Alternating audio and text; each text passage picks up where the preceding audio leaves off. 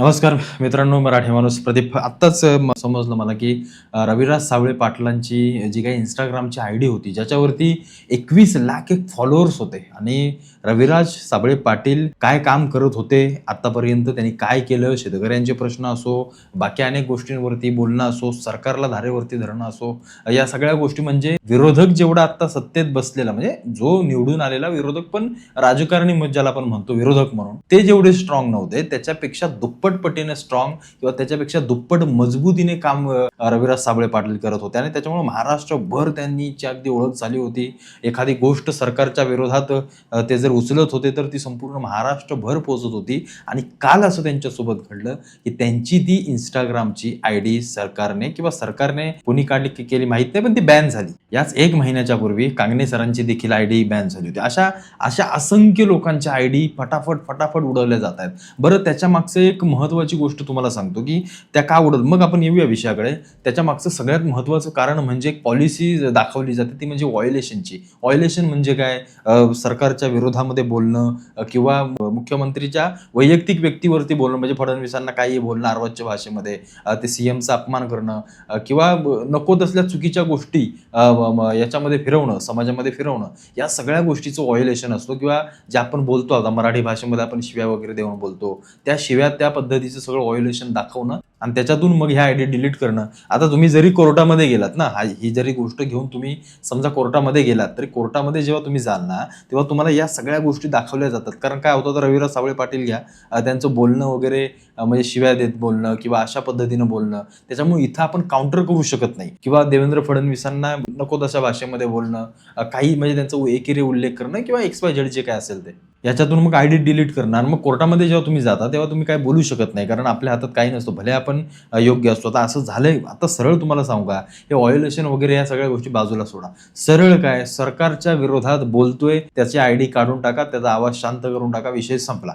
त्यात हा रविराज साबळे पाटील तर अनेक वर्षांपासून अगदी या फडणवीस असो, ते बाकीचे सगळे बीजेपीचे नेते असो, यांच्यावरती अगदी म्हणजे त्यांनी कितीतरी कोटींचं त्याच्यावरती सगळ्या दावा ठोकलेत की तू आमची बदनामी कशी केलीस, आम्हाला कसं काय बोललास. त्याने बऱ्याचशा लोकांना अंगावरती घेतला आणि त्याच्यामुळे या मागच्या थोड्याशा काळामध्ये रविराज साबळे पाटील ज्या पद्धतीनं या सत्तेच्या विरोधात किंवा सत्तेतल्या लोकांच्या विरोधात आवाज उठवत होते ना, कुठे ना कुठेतरी त्या आवाजाला दाबण्याचा हा प्रयत्न केलेला आहे. आणि मी तुम्हाला एक माझं वैयक्तिक मत सांगू का, की ठीक आहे ना, एक गोष्ट लक्षात ठेवा, इथं प्रत्येकाला बोलण्याची मुभा आहे.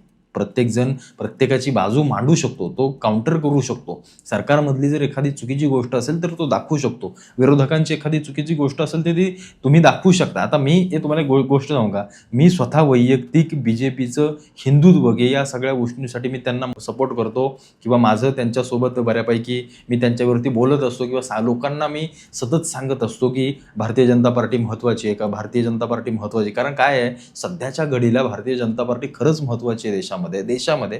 राज्याचं आपण पुढे बघूया इलेक्शनच्या वेळेला, पण देशामध्ये सगळ्यात महत्त्वाची गोष्ट आहे. कारण आंतरराष्ट्रीय जी काही धोरणं आहेत ती नरेंद्र मोदी आणि हे जी काही बसलेली वरची लोक करतायत ते अत्यंत महत्त्वाचं आहे. पण याचा अर्थ असा नाही की त्यांची प्रत्येक गोष्ट आपण कुठे ना कुठेतरी पाठीशी घातली पाहिजे. आता जे काही ते रविराज साबळे पाटलांचं अकाउंट वगैरे बॅन केलं, खरंच काही गरज नव्हती. देवेंद्र फडणवीसांना ती खरंच काही गरज नव्हती. ठीक आहे ना, एक गोष्ट लक्षात घ्या, जर तुम्ही काम करताय, सत्तेतल्या लोकांना जर विरोधकच शिल्लक राहिला नाही तर यांच्यावरती बोलणार कोण? आणि जर असं करत राहिलं तर आजच्या काळामध्ये सोशल मीडिया हे सगळ्यात महत्त्वाचं माध्यम आहे. एखादा महाराष्ट्राच्या कानाकोपऱ्यात बसलेला तरुण किंवा तिथला माणूस, तिथला व्यक्ती, त्याची व्यथा, त्याची सगळ्या गोष्टी, तिथली अडीअडचणी तो सोशल मीडियाच्या माध्यमातून मांडतोय, ती तेव्हा सरकारपर्यंत पोहोचते. बरं, तुम्ही म्हणताय सोशल मीडिया नको, मग मला सांगा, गडचिरोलीमधल्या किंवा एखाद्या खालच्या कुठल्याही जिल्ह्यातल्या एखाद्या सामान्य गावातल्या माणसाने तुम्हाला काय फोन लावायचा का देवेंद्र फडणवीसांना? हॅलो, मी असं बोलतोय, आमच्या गावामध्ये पाणी येत नाही, तुम्हाला सांगायचं का? किंवा एखादी गोष्ट जेव्हा घडते, एखाद्या शहरामध्ये काय बलात्कार होतात, हत्या होतात, एखादी काहीतरी दंगे होतात, काही XYZ गोष्टी होतात, तेव्हा आपण सगळे सामान्य म्हणून आवाज उठवतो. त्या सगळ्या गोष्टी दाबण्याचा प्रयत्न सरकार करत आहे का? म्हणजे एक गोष्ट लक्षात घ्या, फडणवीसांनी असलं घाणेरडं राजकारण करू नये, खरंच करू नये. तुम्ही जर स्वतःला राजकारणातले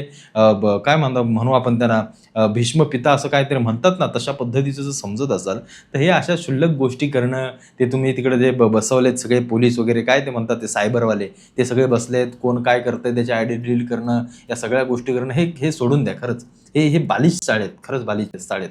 हे काय न शोभणारी ही गोष्ट आहे. एखाद्या माणसाचा आवाज तुम्ही सोशल मीडियावरती दाबाल, खाली जो तिथं काम करतोय त्याला काय आता मग शेवटी त्याचा तिथं आवाज जर दाबायचा असेल तर मग त्याला त्याचा मर्डर एकच गोष्ट राहिली, त्याला मारूनच टाकावं लागेल. तेही आता आजकाल करायला कोणी मागं पुढं बघणार नाही. ही गोष्ट चुकीची आहे. मुद्द्याला मुद्द्यानं उत्तर द्या. जर एखादा विनाकारण नाहक जर एखादी चुकीची गोष्ट करत असेल, तो दाखवतोय, तर आम्ही त्याच्यावरती मी स्वतः बोलतो. मी ज्यावेळेला चांगली भारतीय जनता पार्टीची गोष्ट असते तेव्हा मी स्वतः वैयक्तिक, मला अनेक जण बीजेपीचा दल्ल्या, बीजेपीचा चाटुकार देखील म्हणतात, पण मी ती बोलतो. का? कारण ती देशासाठी चांगली आहे, महाराष्ट्रासाठी चांगली आहे, एखाद्या समाजाच्या हिताची आहे, त्यामुळे आपण बोलतोच. एखाद्या विरोधकाने चांगलं काम केलं तर त्याच्यावरही आपण चांगलं बोलतो. जर वाईट केलं तर वाईट बोलतो. ज्या दिवशी चूक करतील, त्या जी गोष्ट चुकीची वाटेल त्यावेळेस बोललं पाहिजे. पण हे जे आयडी डिलीट वगैरे करणं ही गोष्ट अत्यंत चुकीची, अत्यंत. आणि हे जे रविराज साबळे पाटलाचं जे काही अकाउंट वगैरे त्यांनी डिलीट केले ना, हे खरंच योग्य नाहीये. हे अशोभनीय गोष्ट आहे, अशोभनीय गोष्ट आहे. ठीक आहे ना, तो त्याचा आवाज उचलतोय, तो त्याचं काम करतोय, करू द्या. अरे त्याच्या कामातून जर एखाद्या शेतकऱ्याला, एखाद्या सामान्य माणसाला जर कुठला आधार होत असेल, त्याचं जर काम होत असेल, तर तो माणूस महत्वाचा आहे ना समाजामध्ये. हे असे येडे चाळे करून उलट त्या माणसाची तुम्ही लोकप्रियता वाढवताय, आणि असं दिसून येते की तुम्ही त्याला घाबरलाय. तुम्ही जर असं प्रत्येकाचा विरोध करत राहिलात ना, तर एक गोष्ट लक्षात घ्या, सत्तेत येणं अवघड होऊन जाईल. म्हणजे देवेंद्र फडणवीसांना आता असं वाटतं ना, किंवा त्या सगळ्या लोकांना त्यांनी जे सायबर वगैरे बसवलेत सगळी लोक, ते काही त्यांना वरून आदेश येईल तर त्या पद्धतीचं ते काम करतील. पण मी खास करून सांगतोय, भाजप ज्या प्रकारे काम करते ना, हे हुकुमशाही किंवा या गोष्टींकडे जाणं, आता ही हुकुमशाही झाली, ही दंडेलशाही झाली. आज त्याला फॉलो करणाऱ्या 21 लाख लोकांना समजलं ना, की बाबा हा सरकारने अशी घाणेरडी गोष्ट केली आहे. त्यांच्या मनामध्ये काय झालं, की त्याला आवाज दाबण्याचा सरकारने प्रयत्न केला.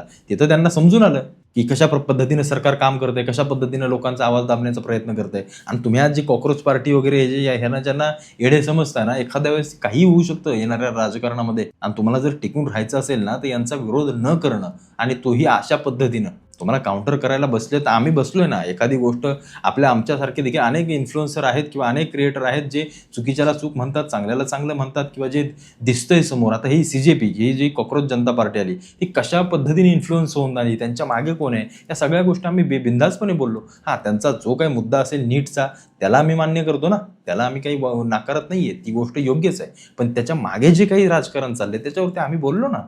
त्यामुळे तुम्ही या सगळ्या असल्या गोष्टी करून ना, उलट त्या लोकांना जास्त प्रोत्साहन देताय, किंवा त्या लोकांवरती जो काही हुकुमशाहीच्या गोष्टी करताय ना, त्यातून अजून सामान्य लोक तुमच्या विरोधात भडकतात आणि त्यांना समजतंय की सरकार अशा पद्धतीनं चुकीची कामं करतंय. हे योग्य नाहीये, खरंच योग्य नाहीये. म्हणजे हे भाजपचे एवढे मोठे मोठे स्वतःला अभ्यासू म्हणवणारे नेते बसलेत ना, यांनी एकदा खरंच स्वतःचं आत्मपरीक्षण करावं. कारण येणारा जो निवडणूक आहे किंवा येणारा जो काळ आहे ना, जर सगळी लोक भाजपला बाजूला सरून एकनाथ शिंदेच्या मागं गेली, किंवा जर त्यावेळेला कुठलं समीकरण बदललं ना, तर भाजपला सुपडा साफ करून टाकतील. लक्षात ठेव, भाजप सुपडा साफ होईल. कारण जे आता काही भाजपमध्ये आहे ना, ते सगळे पूर्वीचे इथले स्थानिक पक्षातली लोक होती. हे लक्षात ठेवा. आज जे काही अख्खं भाजप आहे ना, अख्खं ते राष्ट्रवादीतनं आलेलं, शिवसेनेतनं आलेलं, किंवा इकडून तिकडून ह्या बारक्या छोट्या मोठ्या प्रादेशिक पक्षातून आलेलं हे भाजप बनलेलं आहे. उद्या यांना फुटायला आणि यांना मोकळं करायला, यांना साफ करायला वेळ लागणार नाही, जर लोकांनी लक्षात ठेवलं तर. त्यामुळे भाजपनं हा उन्माद करणं सोडून द्यावं.